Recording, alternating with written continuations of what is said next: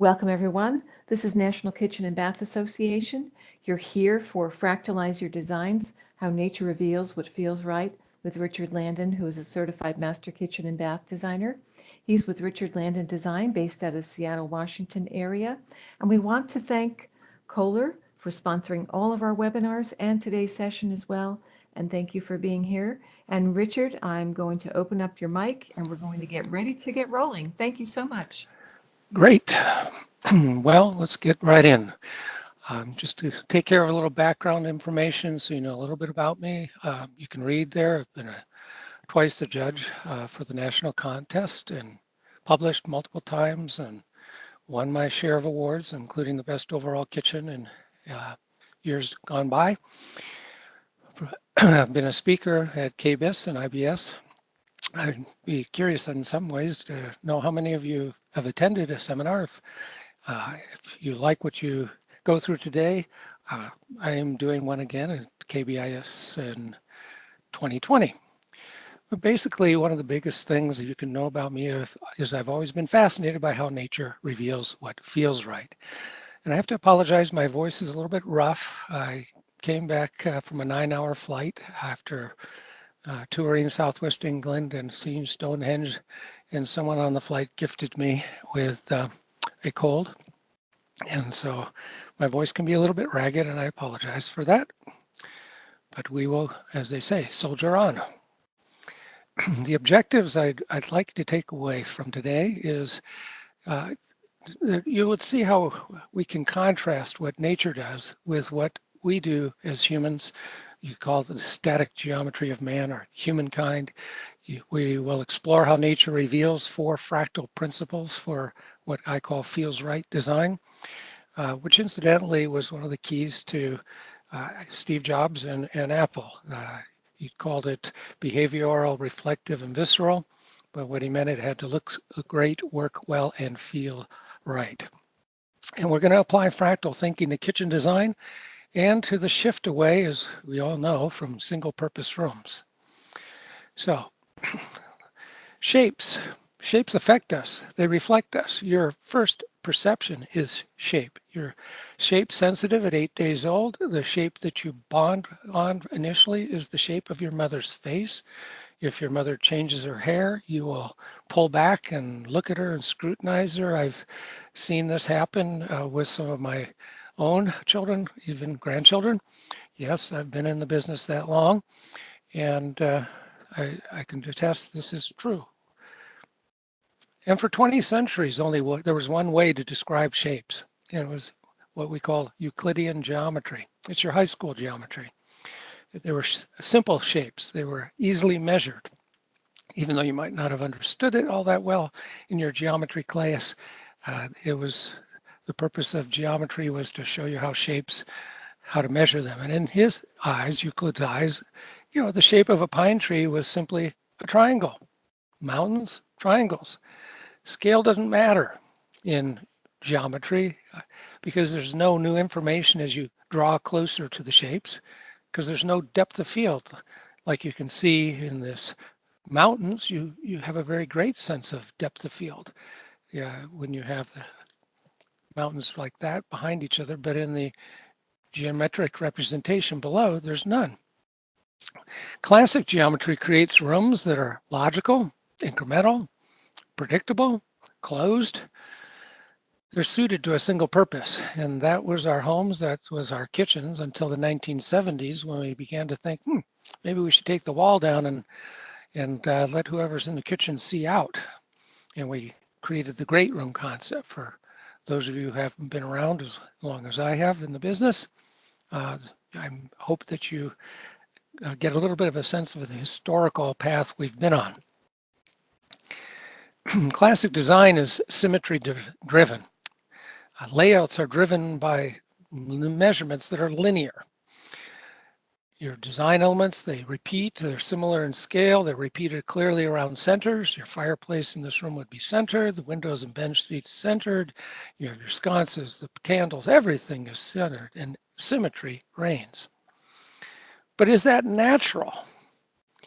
I think you all can recognize this. I don't know if you have the ability to vote If you can, you could vote which one of these is the actual natural picture of Angelina Jolie. Are we able to do that, Debbie? Ooh, somebody just voted. Good. And they're saying A. And you'd be correct.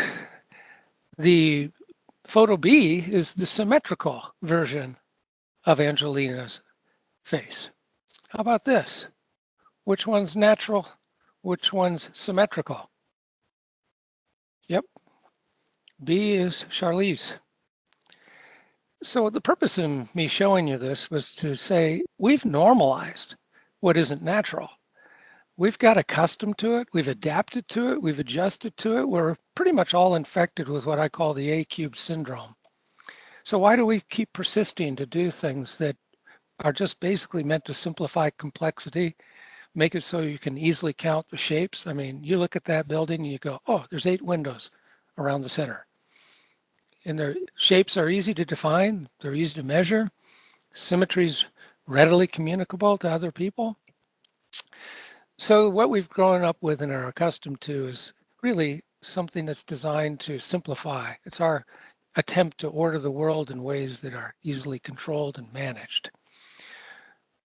And this facilitates construction and manufacturing. As we all know, anything that's mathematically precise and easily measurable leads to these notions of symmetry and balance, and it's really dominated architecture and interior design. And then during World War II, mass manufacturing of standardized components was really key to winning the war, and it became the best way to build housing and kitchens quickly. However, nature is a dynamical system. It's not static. It's not linear. It's open, and it's prone to random events. The design we enjoy out in nature, and I've yet to meet somebody who would say, yeah, I really hate going to places that are beautiful. I really would hate to go to the Grand Canyon. I'd hate to walk through the forest. You know, I suppose if you're really allergenic, you might avoid it, but you really would want to. But nature is multifaceted. It's complex.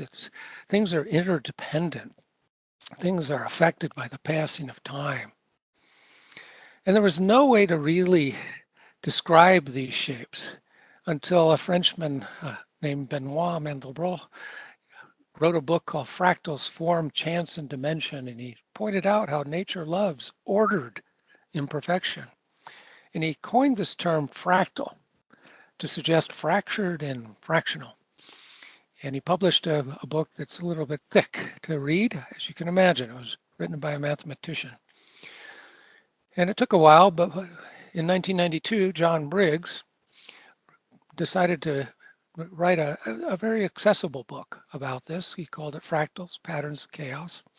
And he decided we need to discover a new aesthetic of art, science, and nature. And he said, fractals are unique patterns left behind the world at work. And he said, if you learn to recognize them, you'll never again see things in quite the same way. And, as I will show you, design kitchens in quite the same way. There are 4 characteristics I'm going to go through with you. They're in John Briggs' book. Scaling, self-similarity, what I call resemblances, transitions, where materials meet, and randomness. So let's start with scaling. When I'm talking with my clients, this is how I say to them, it's the Goldilocks principle.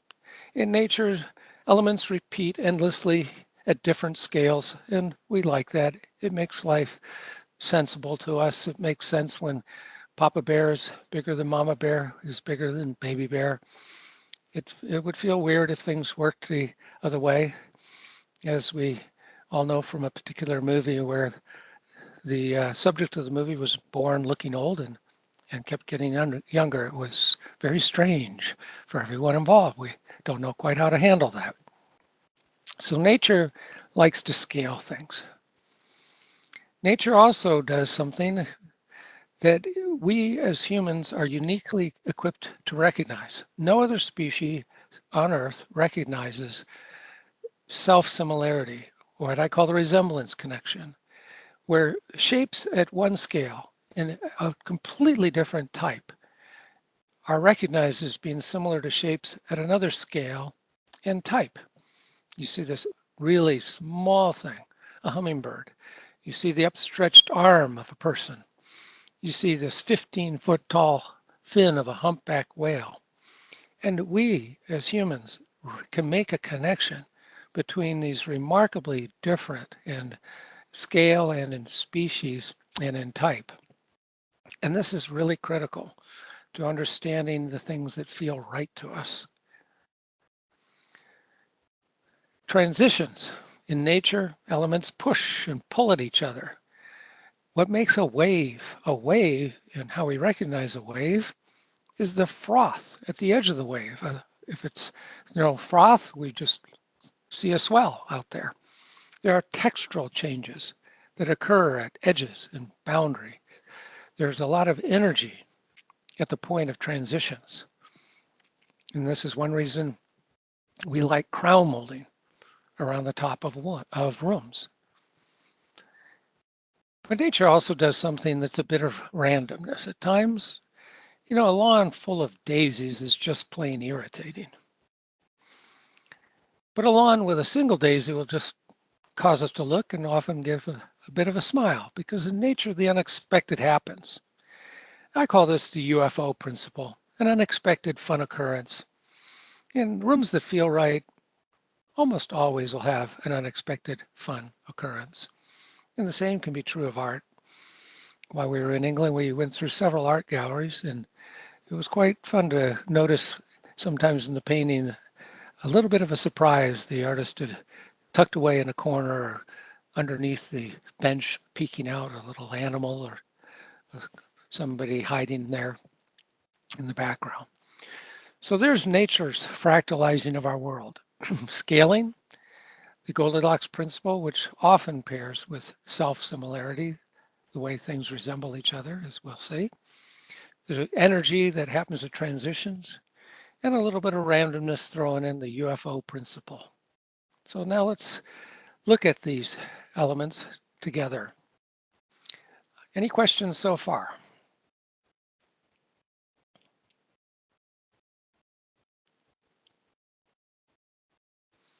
Okay, we will move on. Kitchens became standardized landscapes, as I mentioned earlier, and we normalized what's not natural. They've been static, one style, one color of cabinet, one color of counter.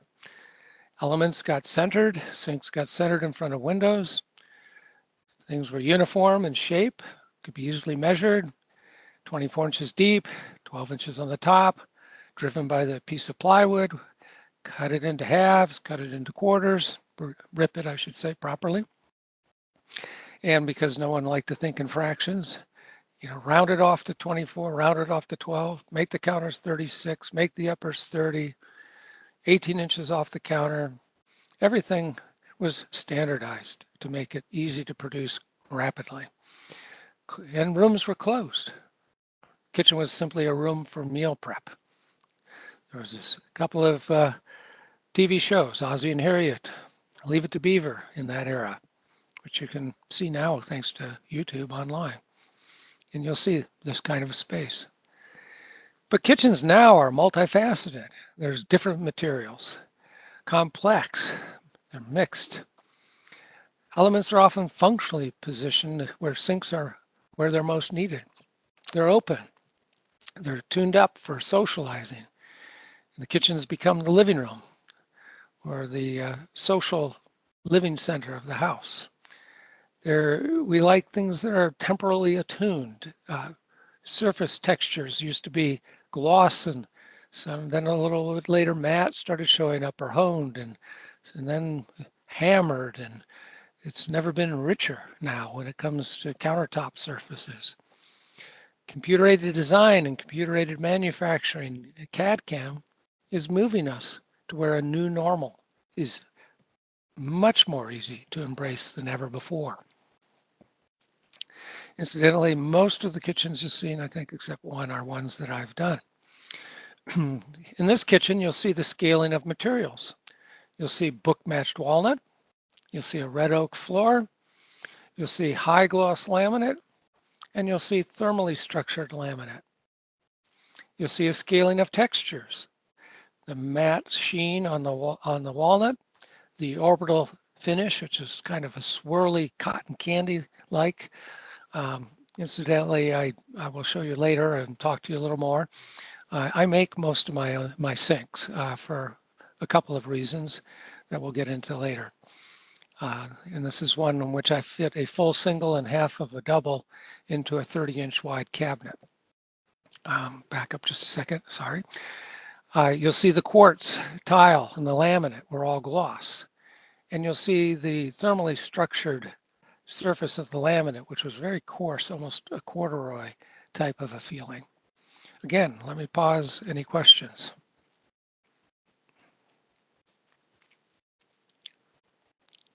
Well, Debbie, I think I'm doing quite well if there's no questions. I think you are. Thankful. So let me take you to something more traditional, a fractalized bungalow, where I use scaling and resemblance to tie this space together. You can see the resemblance between the sink, the rectangle of the sink, the rectangular opening over here, the microwave, the rectangular clerestory openings up here.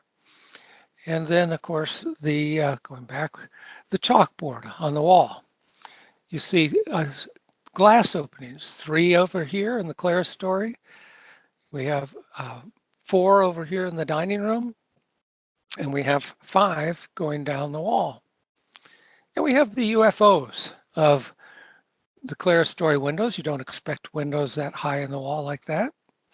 The chalkboard, which is a little bit unexpected, and maybe just for the Photoshop, but still delightful, the spot of color on the counter. Yet I can tell you that if you give your client the opportunity to do something unexpected and fun, years ago, Fu Tung Cheng excited us with concrete counters with a little bit of a flower bud vase in the corner of one of the kitchen counters. What a nice UFO that was. You'll also see here how I handle transitions. Going around the corner, we actually wrap the tile around, but we paired it up with actually almost in a way a visual grout line between the stainless steel counter and the raised counter there that's in wood. So there's lots of ways to play. And one of the great things about learning these principles and using them in your own interactions with your clients is they give you a way to get your client more comfortable with things that they would say, boy, I've never seen that before. And it's very useful to be able to explain to them, well, this is what nature does if you think about it, and why things feel right when we're out there and we're looking at things. So even though you haven't seen a lot of it, there's a real shift that's going on in the way kitchens or our homes look and feel. And rather than doing something that's right out of the gate dated, based upon things and principles and shapes and form factors that are 70 years old, why don't we explore what's emerging and what's beginning to develop? And we're starting to see this. When I was judging the contest 2 years ago, I was beginning to see these things scattered throughout the entries. So I can tell you it is happening and it is coming. So the scaling of elements, I will tell you, as I said at the beginning, that typically we start with scaling shapes. We shape a room. We shape a room with what we put into it and how we arrange things around it. And one way to make things simple for your clients when they're trying to make decisions about their finishes is to point out, really, let's focus mainly on the shapes and the shape of the space and the overall placement of objects within it and where you're going to stand and the sight lines you're going to have, what you're going to see, how people, the primary pathways of view, light, and people as they come into the room and that space, and the way light comes in and how it affects you that way. Then later, as we develop that, and that feels pretty good, even if it was pure white, we can begin to add patterns. We can begin to add textures. We can begin to add colors. and we can play with scaling them. The patterns can go from plain to detailed, and the textures can go from smooth to rough and matte to gloss. And cool thing about textures is they can be both visual and tactile. So you can actually use the principle of resemblance, that fractal principle, to connect two materials that are very different because they share a visual and a tactile type relationship. In colors, you can shift color temperatures, you can shift the intensity and the values. So when you really begin to back away from our work as designers and as design consultants, which incidentally I find is a good way to identify yourself. Too much design is now offered free as a freebie. And I think it's very powerful to market your competencies in the form of being a design consultant, because people expect to pay consultants for their services. So here's a fractalized traditional kitchen where I use scaling and resemblance. You can see the arch, which wasn't there to begin with, over the door opening to the dining room. You can see number 2, the arch of a cut for glass door. Number 3, it showed up in the chairs, the stools that we used for the island. And number 4, I used a segmented arch on the end of the peninsula. And number 5, it's a small thing, but it's there. You can see the arch on the faucet over the sink. Another way I did that, plate racks. You can see the pairs of plate rack. You can see the pairs of doors with glass above the oven stack. You can see the doors that are next to the arched opening. There's another pair. And you can see the double hung windows are yet another pair. You could even say there's pairs of ovens. You can see, the pairing of elements can be useful. Fractalized symmetry. The open shelves on the right had 3 results. In other words, this isn't pure symmetry. This isn't like Angelina or Shari's face. This is a bit of symmetry that was broken up at the edge, at the point of transition. That had 3 really powerful results. It opened up the sight lines when the chef was standing there cooking. Looking out that window was now possible. And it transitioned the cabinet solidness to the window's openness. So this was a very powerful way of handling symmetry. You can even fractalize negative space. You can see the open space of those open shelves. You can see how I used that, and one of my favorite ways to add a place to hang the wet hang towel. I hate it. Maybe that's too strong. I just don't want my clients to hang their wet hand towel on the oven handle or the refrigerator handle. I'd rather have it someplace, and I used it to soften the transition around the end of an island so there's no pointed ends. Many of you remember Johnny Gray, a designer who's still considered one of the finest designers in the world. He pioneered the idea of soft geometry, and he uses true rounded shapes, sometimes prolifically. Yet in some of his recent work, I see him using and rounding shapes by using segmented rounded shapes like this. There's a little bit of UFO in this, in the symmetry around the hood, of course. The crown color matches the trim casing in the cabinets. The large liner bars in the tiled transition of the tile pattern, as you can see up there. There's others, but I'm going to continue to move on. Any questions about what you've just seen?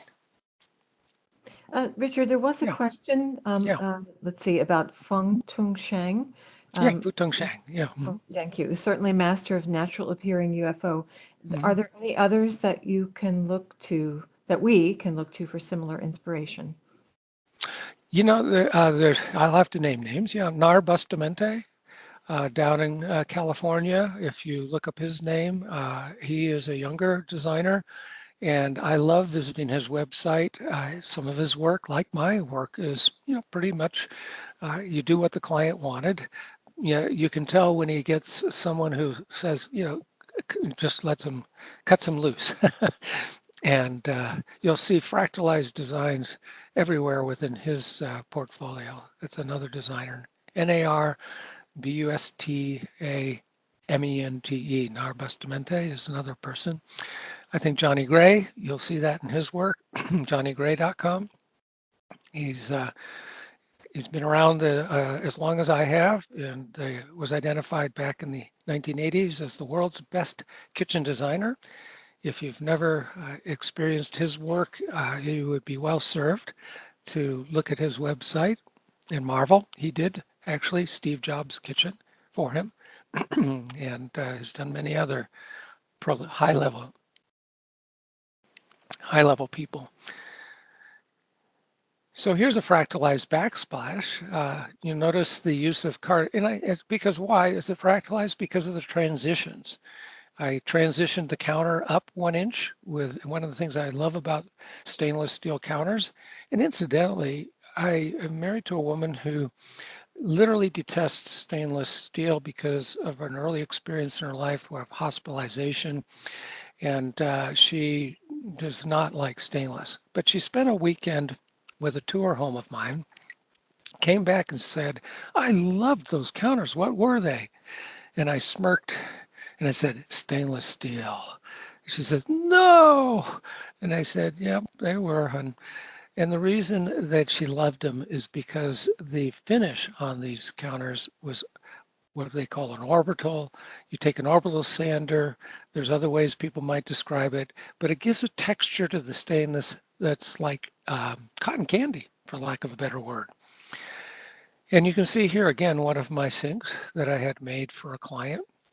And part of the reason I make a lot of my sinks is my standard counter is not the industry standard set by BSA plywood.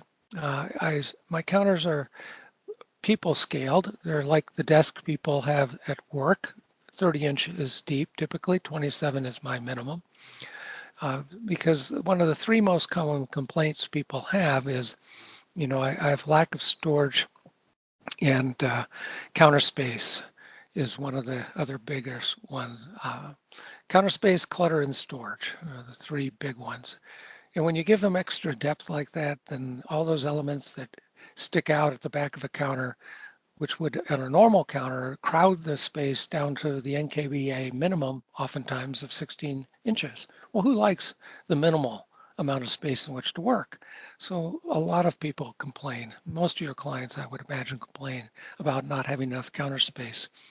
And I've succeeded in making counters deeper, even in kitchens that started with 36-inch aisles. That's a whole nother discussion. If you want to know how to do it, contact me afterwards, and I will send you the floor plan for that particular kitchen, and you can see how I managed to do that without increasing the size of the room. Now notice the scaling of that carnelian red. I scaled it onto the trim around the window. In here I did a 1-inch thick liner, and then I did a Z-mold around the edge and had it painted by the painters. It created a reveal around the window, because if I'd done standard window trim around all these windows, it would have just been super, super busy.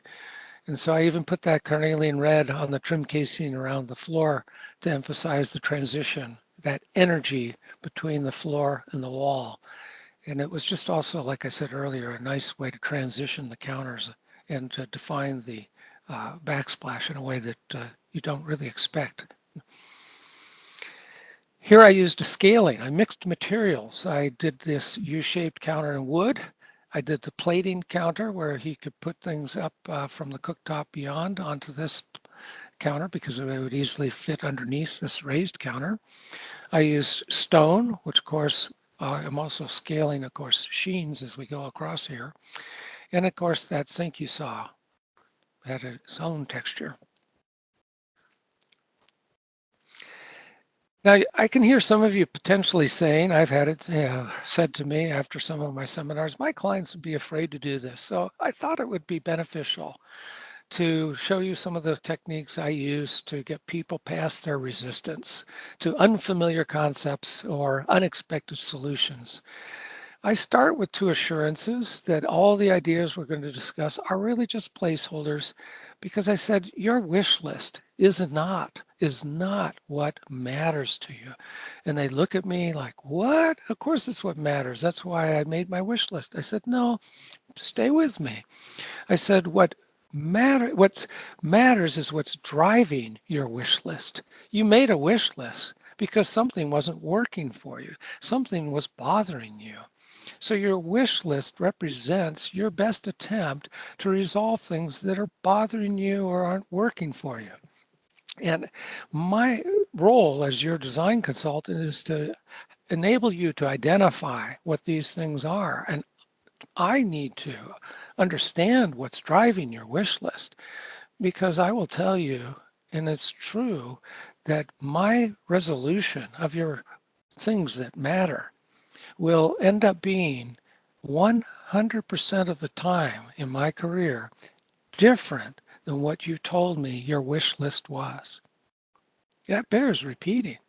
I have never done what my client's wish list was, yet I have resolved all the things that drove them to make the wish list, and this is why they are so happy and so inspired when they're done. I have a mantra: it needs to look great, work well, feels right. The seminar I'll do at KBIS 2020 is about motivating your clients using the mantra of transform the space visually, satisfy you functionally, and inspire you emotionally. So your reactions to my ideas that I put here, we need to turn into information about something that matters to you. Does that make sense? I ask them, and they go, yeah, it does. Okay, great. I said, here's why: because unfamiliar concepts, unfamiliar and unexpected solutions will trigger resistance. That's the way our brain protects us. And so I have a second set of advisories and rules.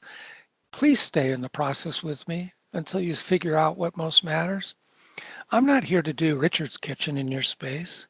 I'm here to create and work with you to design a space that inspires you, that satisfies you, that delights you.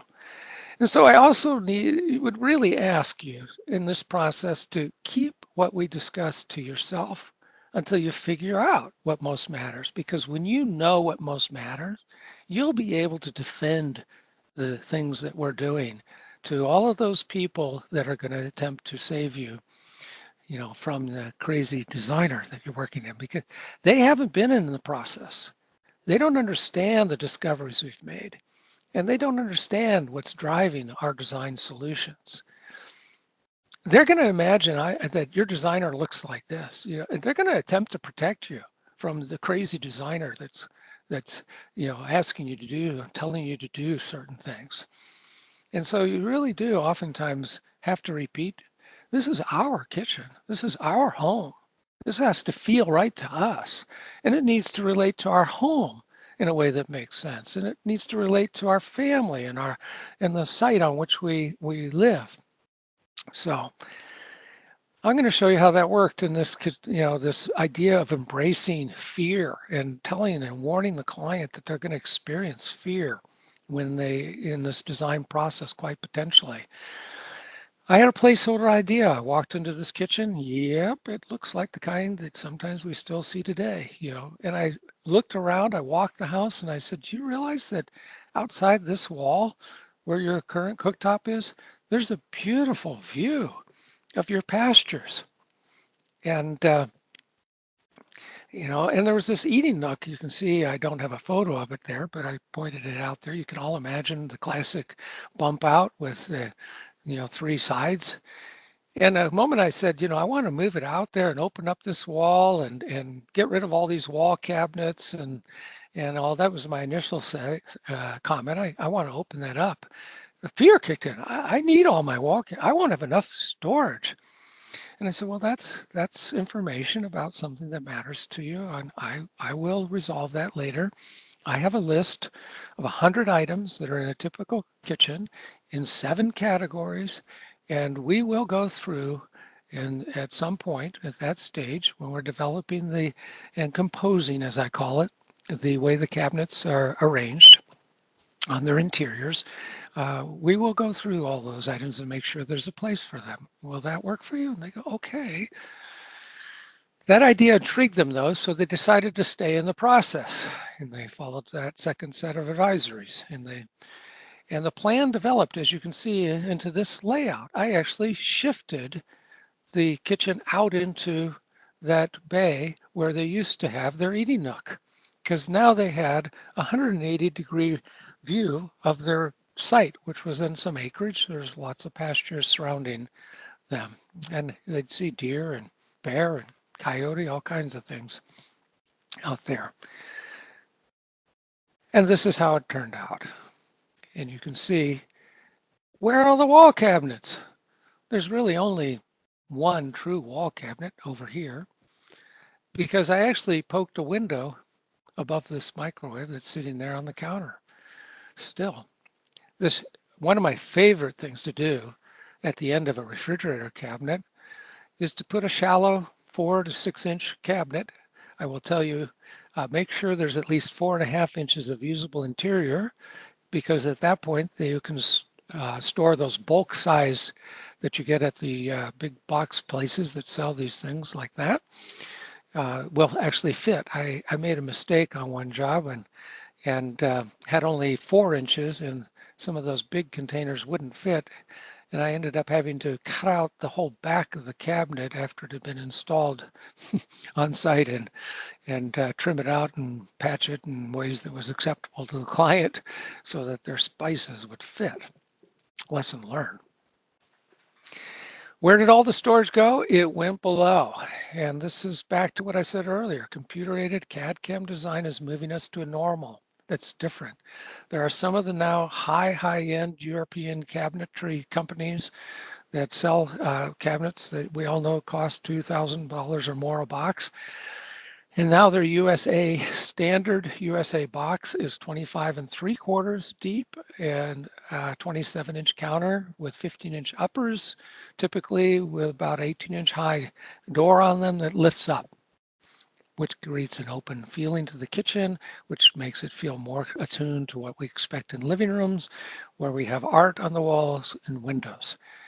So you can see how, notice that when in this kitchen with 30-inch deep counters and using 27-inch drawer guides, you literally double the amount of things that fit in drawers.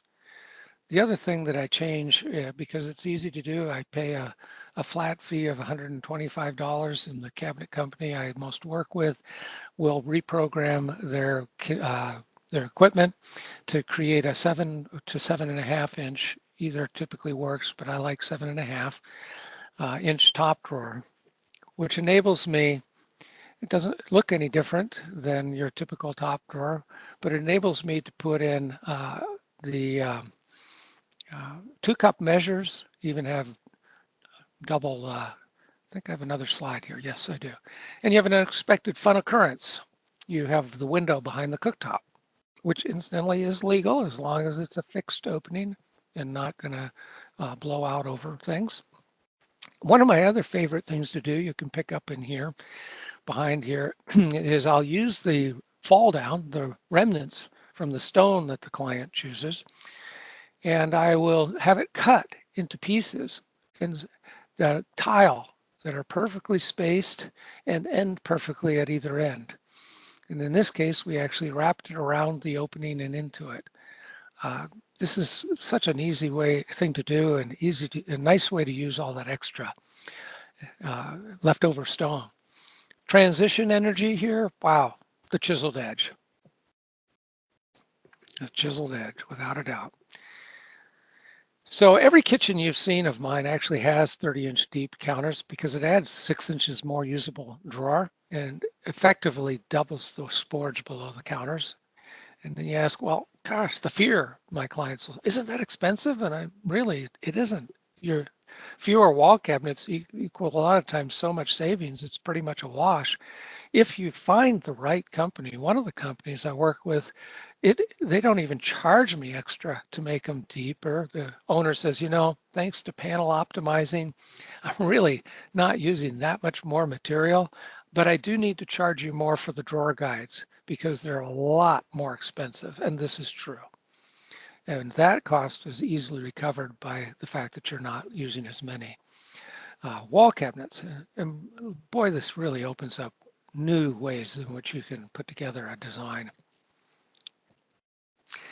And as I mentioned, the problem with the industry standard 6-inch high drawer face that's a legacy of 70-year-olds now is that when they went to undermount drawer guides, your drawer guides that pushed the bottom of the drawer up another 1/2 inch.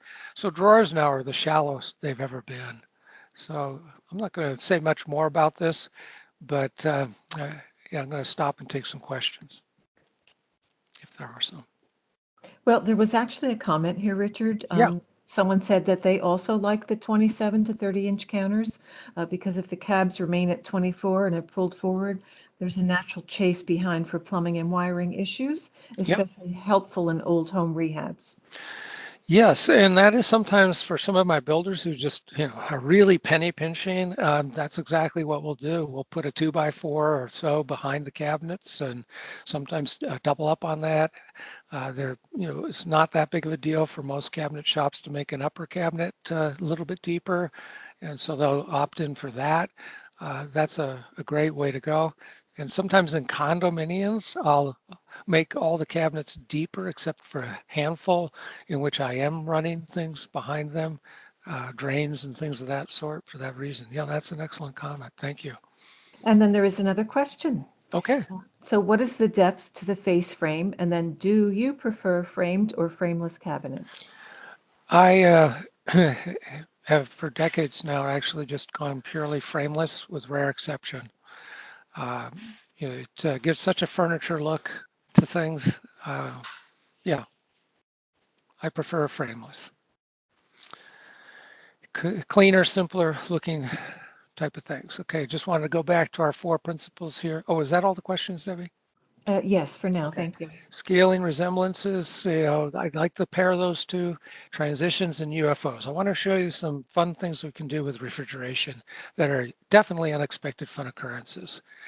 This was a fractalized Tudor I did with some UFOs in it. Richard, could I excuse you for a minute? Yeah. So there's another question related to the cabinetry, so I thought I'd go back to it. Yeah. So the person's asking for 30-inch deep counters. You're doing 29-inch deep cabinets? 30-inch counters, I do 28 3/4 because that gives you the room inside for a 27-inch drawer guides.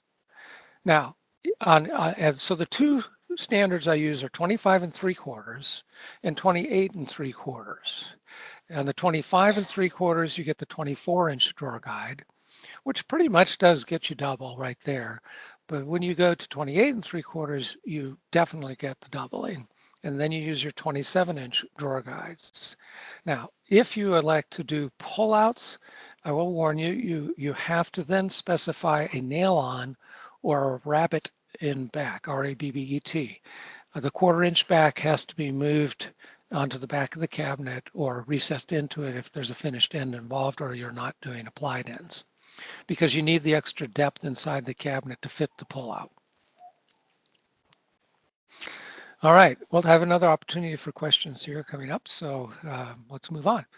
I want to show you some UFOs. You'll see some fractals here. You see how I added these arches? There's an arch above the sub-zero back here. There's an arch above this element here. There's arches everywhere. There's even an arch on the microwave and a little bit of a fractalized arch here on the backside, a segmented arch. Of course, this was a kitchen I did literally decades ago because I actually hid a sub-zero that had the grill at the bottom inside of a custom-made armoire. But one of the fun UFOs in here was we took the standard subway tile, and the client went out and found these little 1-inch by 1-inch drop-ins that had butterflies on them, and she would have her grandkids count the number of butterflies they could find in her kitchen. Where's the refrigerator? It's right over here, built in and raised up a little bit to look like an armoire. One of my favorite ways of doing this is I put a drawer face on the bottom of the upper door, and that puts a handle over there to the one side, which, as you can see, is how the refrigerator then gets opened. And this takes care of the sometimes very awkward looking presentation of these fully integrated refrigerators.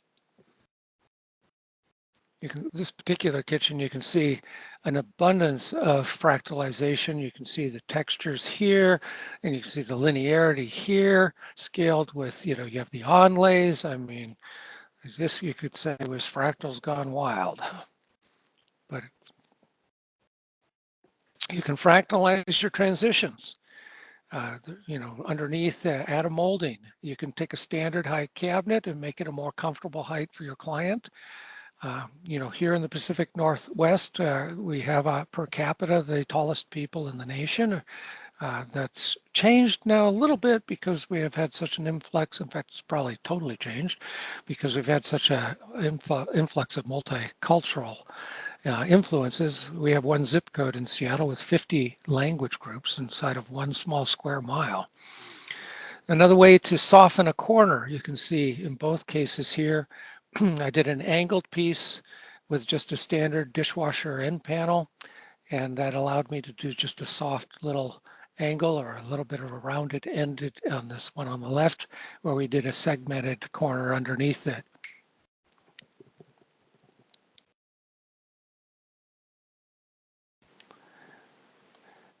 That counter you saw here on the right is part of this kitchen here.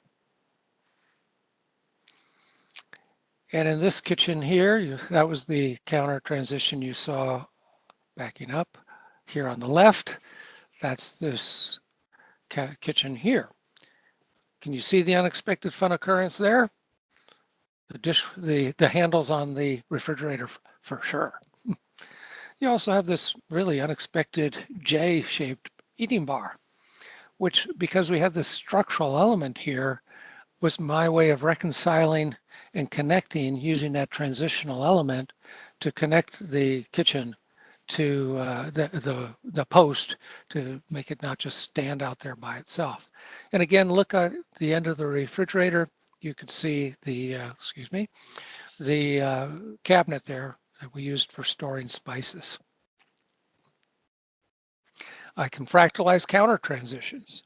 With these new thin counters, there's a wonderful opportunity to add a reveal strip underneath them. This really helps with the cost of materials, I can tell you, when you're using the 12 millimeter or half-inch thick countertop material. Opportunity to add an accent piece, a color, or in my case, one of my projects I'm working on, we're doing a acrylic that's got a honed face to it, and we're putting RGB color shifting LED lights behind it, or a thickened edge, like you can see in this kitchen right down below. This is the overall kitchen you're looking at. It's not readily apparent, but this is actually the hood integrated into this shelf. I also built a lot of my own hoods. It's basically just an upside down knee hole drawer without a back on it. And you pull it out and you put a blower in the wall, in which case we ran the ductwork up the wall and did a remote blower right there behind the wall. I went to doing this a little bit because that was the only way I could create uniform under cabinet lighting. The color temperature was shifting between the hood lighting and what I was using for under cabinet lighting. 3000 Kelvin is typical for under cabinet lighting, and too many of the hood manufacturers used 4000 Kelvin, and it just doesn't match up, and it's very unattractive. The one kitchen I showed you was from a Trends International Design Award winner, and there's some wonderful things happening in this kitchen, modern kitchen. Look at the way, the rectangles, how they play out against each other, and over again. There's this wonderful fractalizing of the space. So nature loves dynamic design. We saw that. I want to review that. Multifaceted, different styles, complex mixed materials, sinks where they're most needed. We'll get into that just next. open, temporal, finished. So here's an example out here in the Northwest, particularly people love live edge. And we mixed this in this kitchen with something quite modern. Again, this is one of my pull-out hoods. I had that done in stainless steel in this one. How did this little window over here happen? Because this is a west-facing wall, and there was no light coming into the kitchen, even though they could see it out there in the yard. They could see north-facing, plenty of light. By adding this little peekaboo porthole, if you please, it allowed me to reconcile this shelf, but it also brought in beams of sunlight. And again, this kitchen has 30-inch deep counters throughout. And you'll see some handling of transitions here where I moved the kitchen. I'm sorry, I touched the image and it changes. The ovens were moved back so that the door handle of the French door would not bind on the oven handle. And it created kind of a nice linear effect, columnar effect, which paired up nicely with the barn doors there on the pantry. And the leg of this live edge counter, and I could keep going on. Again, that Goldilocks principle, Papa Bear, Mama Bear, Baby Bear, over and over again, and resemblance, self-similarity occurring everywhere in this, even those photos on the wall. What's the obvious UFO in this photo? Well, when the woman came home, I was already there. When she walked in, she was wearing stiletto heels. And I looked at her, I said, oh, I said, you're someone who enjoys styling, and and you enjoy, you're a shoe person. And she said she was. I said, Manolo Blahniks? And she said, yes, they were. And so I said, well, how would you like stiletto heels on your island? And of course, that led to what you see there. Other UFOs that aren't as readily apparent, again, I make my own sink. So we made a sink with a rain board. I have another sink that's over here, right next to the cooktop, a chef's sink, so you can empty your pots and pans, fill them with water. I do not like pot fillers as a rule because they're a cold metallic object behind a cooktop, which is putting out oftentimes vapor with grease in them, and it's getting all over that. And it's just a single purpose. So when you have it off to one side, you can wash off your sauce spoon, you can drain your colanders, your hot things into colanders, and keep on top of things. The other UFO is we used wide reed back painted glass. You can see there. Here I use scaling and resemblance. You notice these rectangular shapes? I deliberately kept the kitchen cabinets down in the transition between the dining room and the kitchen, connecting the two rooms visually because this room was quite traditional and we were in a traditional home. And by creating these feelings of connection, I was able to reconcile what would have been a very jarring transition to go from really pretty much a transitional East Coast feeling home to, and I used color as well. I used all kinds of things to soften that feeling of transition into what was arguably a very contemporary space. I used wood for that reason as well, in this case, zebra wood. Should sinks be centered on a window? No, they don't have to be, but they do need to feel right. So in this case, you can see where the sink was in this kitchen on the left. By using arches here, here, here, here, everywhere, you don't realize, and it doesn't feel so weird to have the sink slightly off-centered on that bay window. I also used a technique I like to do if I have a two-story home. I will move the header above the window, like you see in this, up into the rim joist of the second floor. That adds sometimes 2 feet to a window. You can see again, textured here, we used a high def laminate, live edge, the mosaic here, the tessellated backsplash, technical term for mosaic.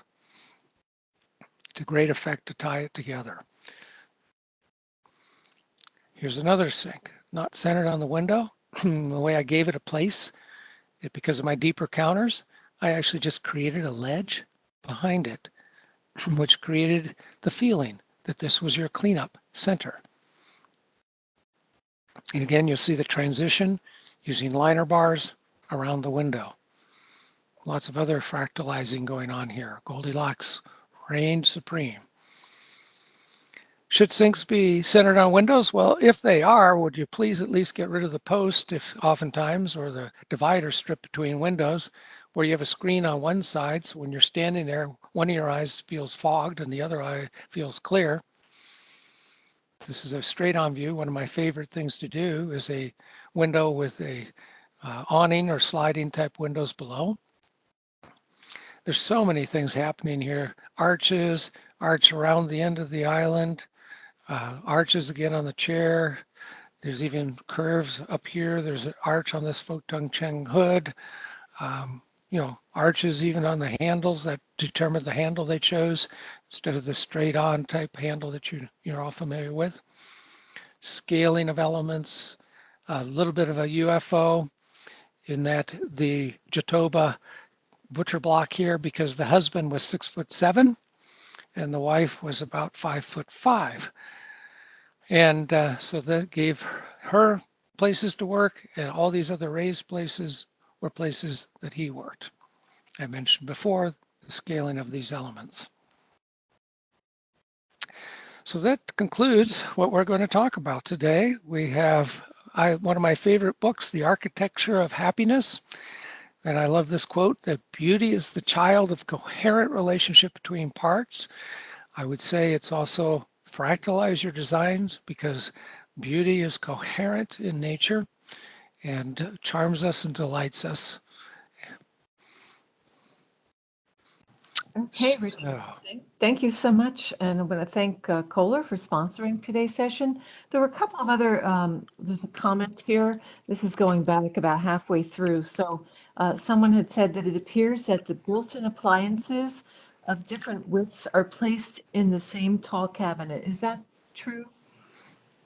It can be. On some of my recent projects, I'm actually hiding some of the steam ovens that are on the market and some of the other equipment that's available. If you check the specs, they only require maybe 18 inches of depth or 20 inches of depth, 21, or whatever it is.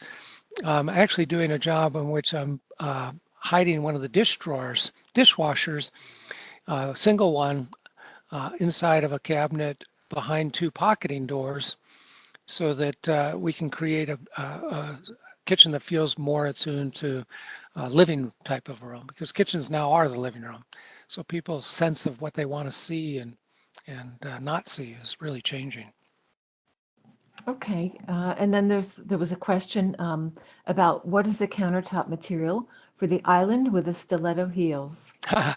It was pyrolave. That's fire rock. It's or putolave, I think is how they'd say it up in Quebec. Fire rock, Pyrolave. Yeah, you can find it online. It's enamelized lava. So it's quarried in two places in the world that I'm aware of, and you can have any finish put on it. I've used it on my own kitchen in a previous home I lived in. It's handles 2,000 degrees, so it's probably next in stainless steel, the only two, and actually some of the new sinterized materials can actually handle the heat of even a cast iron skillet put on it, though obviously it's not recommended, but if it happens, it's not likely going to destroy your counter.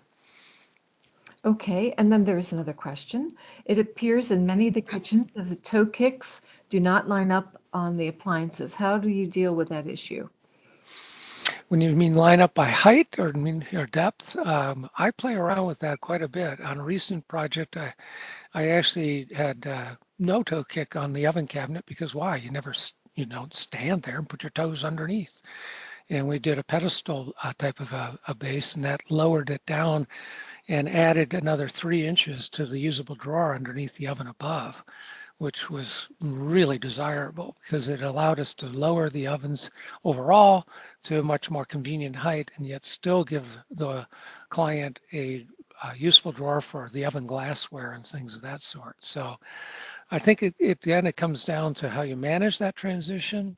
Sometimes I pull things forward when I do that. Sometimes I change the material. On the same job I was just referring to, I could actually show you, if I got out of this, I could show you how that worked. If you guys want to stick around, I'll get out of this screen and go into my photos. And then while you're doing that, Richard, Yeah. the same person's asking, like regarding the dishwashers that are not European tubs. So how does that toe kick work with that? So this is that are not European tubs. Yeah, you do have to be careful on how you use those. I raised a counter on one of my kitchens and found, much to my distress, that a taller dishwasher door, when we put the dishwasher up at counter height, of course the dishwasher door, the panel on it hung down below the dishwasher. And when we went to open the dishwasher door, it bound on the toe kick down below.